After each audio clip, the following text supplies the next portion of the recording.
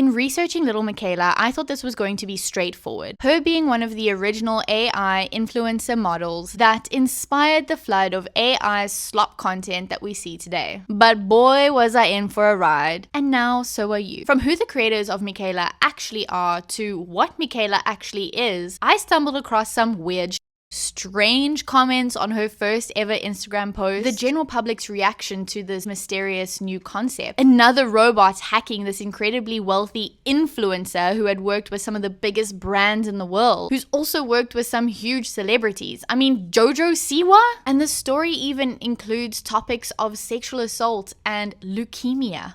As I said, the more I read, the weirder things got, and truly highlighted how society really is in a critical moment right now. Lil Miquela was launched in 2016, way before AI was available to the general public. And to be clear, when she was launched, and even to a degree today, she is not an AI model. She is a CGI scripted character that was created by real people, and every move and story that comes out of her mouth is backed by real people with a real intention and some pretty interesting marketing strategies. Miquela first surfaced on the 27th of April 2016 with an Instagram post of her holding up a peace sign with the caption saying, "Studio lighting."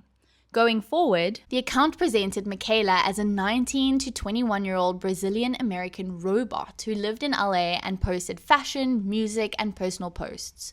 Her early growth was rapid and mysterious. Followers and the media attention grew because people debated whether she was actually real. And the debate wasn't about whether the person in the picture was actually a real person or not. It was very clear that if there was an actual person in this image, it was either heavily filtered or it just wasn't a person at all and just a CGI character. I mean, for goodness sake, you could see that this girl was just a sim or something. But from my research, I could see that people were debating, and the real mystery behind Miquela was who had created her. She just had an Instagram post that came out with no explanation. And for a long time, there was speculation on whether she was a character created by a real person, and people found influencers who had a striking resemblance to this weird sim bot character thing that all of a sudden was popping up on everybody's Instagram feed. There's a little bit of commentary out there of people saying that the general public really thought she was a real person and that she had a realistic feed, and I'm just not into that, because honestly, if you have two brain cells rubbed together and eyeballs in your head, you can see that this is not a real person. By 2017, Miquela was perceived as this character living her dream life in California, producing music and truly living La Vida Loca. 2017 came to a close and Miquela started blowing up. She did a Prada Instagram takeover during Milan Fashion Week. She starred in a Calvin Klein campaign alongside Bella Hadid, and Samsung used her as part of Team Galaxy's launch beside Millie Bobby Brown, Steve Aoki, and Ninja, a very well-known gamer. And yes, she was actually producing music. She had a Spotify account and real people were listening to her music. But the character of Lil Miquela was back behind a major LA music producer and all of the connections that this man could foster. And then in 2018, the first controversy hit. Lil Miquela's Instagram post was hacked by another synthesized robotic looking character called Bermuda. Bermuda appeared to hack Miquela's account, and her Instagram was taken over by another CGI persona. All of her Instagram photos were replaced by this new character, Bermuda, and people were devastated. Everyone truly believed that this hack was real and that they beloved Miquela, who they had come to truly love and enjoy as a character, was replaced by this hacker account. Again, people didn't know who was behind Bermuda. For all the general public knew, Bermuda was created by another random person sitting in their dark room, probably some creepy guy, and they were wondering truly how they could have pulled this hack off. And as I said, this eventually became one of Miquela's first and many controversies because it eventually came out that the entire hack was staged. It's weird. This was the big reveal moment.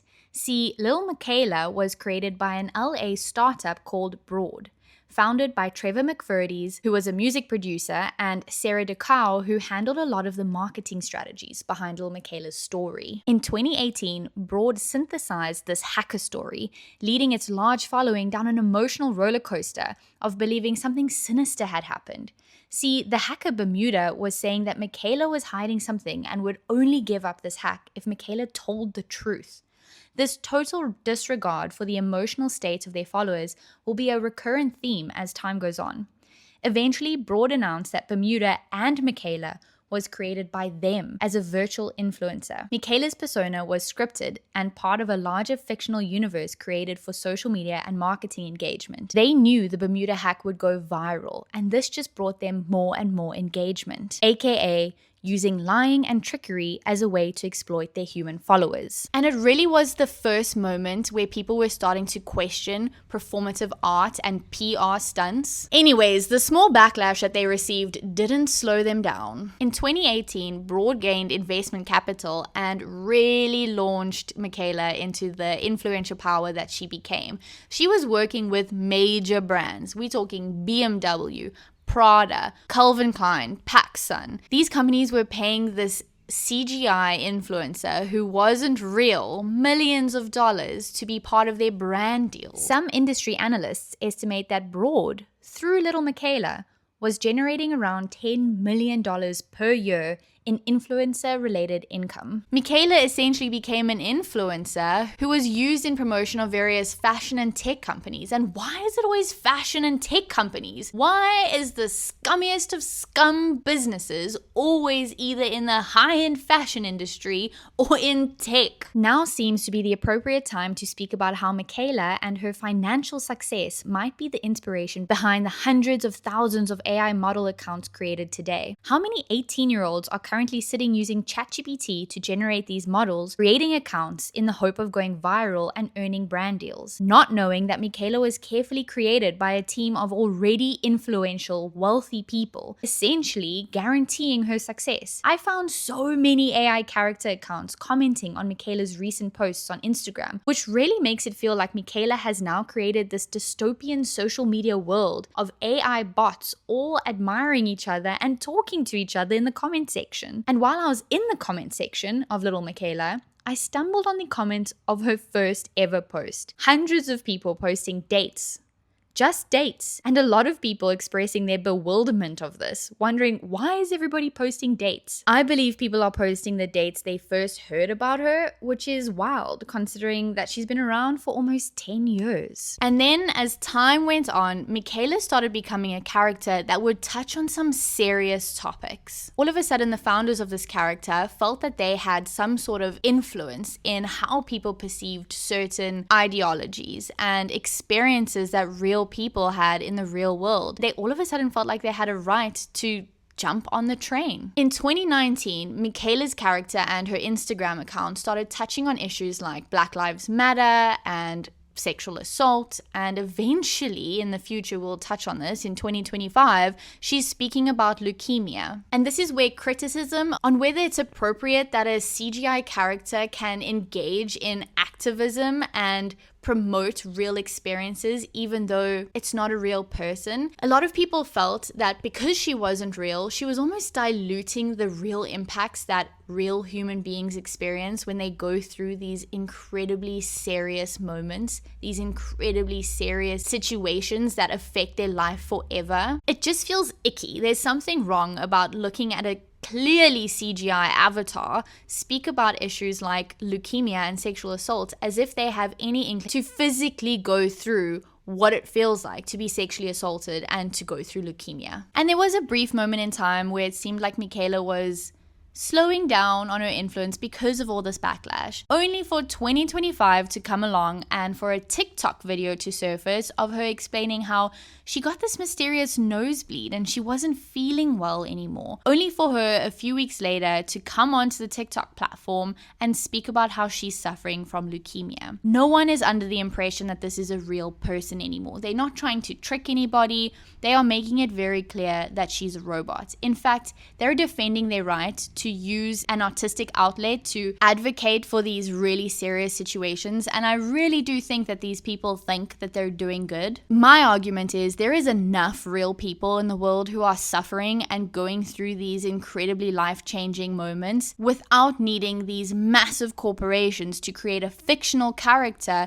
that ultimately gets paid millions of dollars by brands to spread awareness for things that real people go through. Why can't we just find real people and get the brands to work with real people to pay them real money that will make a real difference in their life and the experiences that they're having? Taking the most recent leukemia event, to be fair, the leukemia storyline was a partnership with the National Marrow Donor Program, and according to the NMDP's announcement, the campaign used Miquela's journey as a narrative vehicle to raise awareness among young people, specifically to encourage stem cell donations. And again, I have absolutely no problem with raising awareness. That is not the problem at hand here. My problem is, why did we have to use a fake CGI character that is owned by people who already have millions and millions of dollars in the bank, instead of finding a real person going through this journey and using them to raise awareness, which ultimately supports the real people going through this problem? The fact that people can't see that there's a problem with this blows my mind. If every single one of these big companies had to put the same amount of financial power that they put into this created character's branding into real people in this world, we might start seeing a natural flow of economic wealth into the general public. Why are we limiting the amount of money to flow from the top elite earners into the general population, which really only benefits everybody? It seems like such a simple solution, but it blows my mind as to why it's just not being done. Brands should be paying real people and funneling money into the people that can actually use it in their real life to make an actual change, instead of doing what they're doing right now. There is no reason for these mega brands to be funneling more money into these already massively successful and wealthy institutions in the name of artistic expression. It's another example of how greed is truly blinding people, and we're more focused on uplifting already influential people as opposed to helping those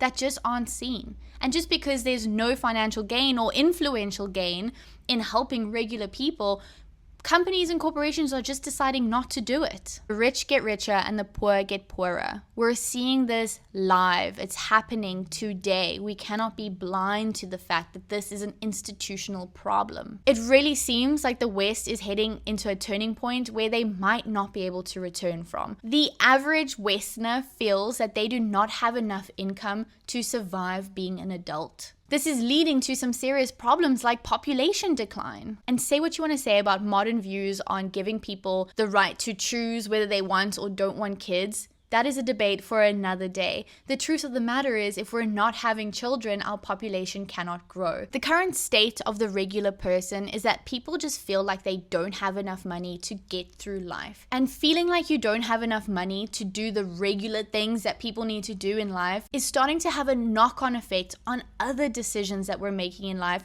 that then has impacts on society as a whole and on our population as a whole. I'm sure if you have any type of interest in what's going on in the world, you'll notice how Gen Z and millennials are just slowing down on wanting to have kids. And a lot of the reason comes down to the fact that they do not have enough money to survive themselves. They're becoming aware that you need a certain amount of money in this world to raise a child. And while we are absolutely going to do a deep dive into that phenomenon and explore all the different angles there, the truth is people are not having kids, and a big reason is because they feel like they can't afford it, because that funnel of financial security is not coming down to the general population. It is not finding its way into regular people. It is going straight to the top, and it's just circulating up there constantly over and over again, and it's not moving. Western populations are on the decline. It's a variable you cannot deny. The fact that people are not having children because they feel like they can't afford to have them is a real issue. And if putting money into fictional robotic characters instead of real human beings is a concern to you,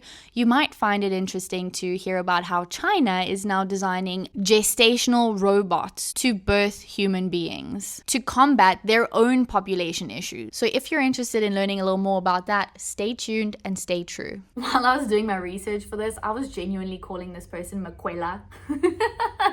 I had no idea that people were pronouncing her name Miquela.